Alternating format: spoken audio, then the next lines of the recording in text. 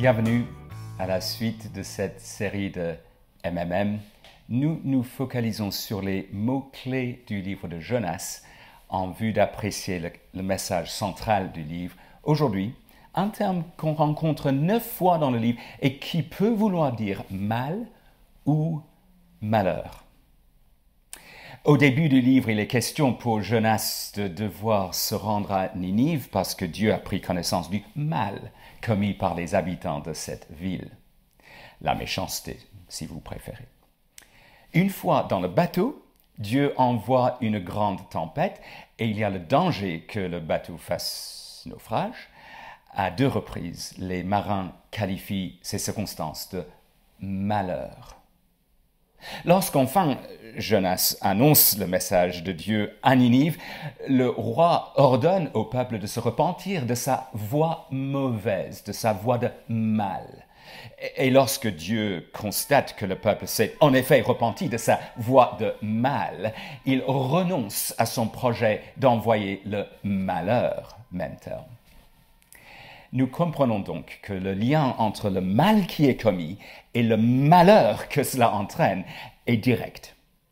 Or, puisque Dieu renonce à l'idée d'apporter le malheur, Jonas réagit très mal, même terme encore.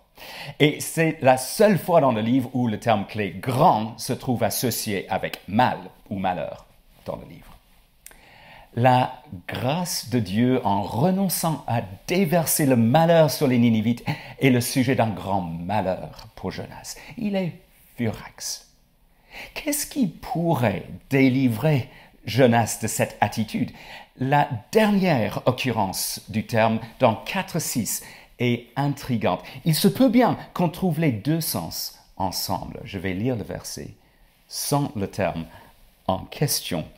L'Éternel Dieu fit pousser une plante qui s'éleva au-dessus de Jonas pour donner de l'ombre à sa tête et de le délivrer de son quelque chose. Jonas éprouva une grande joie à cause de cette plante. Mal ou malheur? En clair, Jonas éprouve un certain malheur du fait d'avoir la tête exposée au soleil.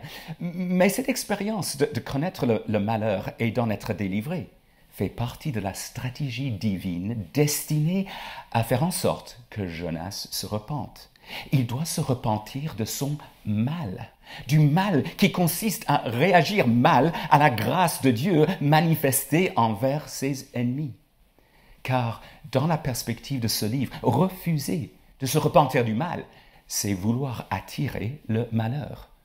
A fortiori pour nous croyants en Jésus-Christ, refuser de nous repentir du mal alors que nous avons été graciés par Dieu, cela devrait être impensable.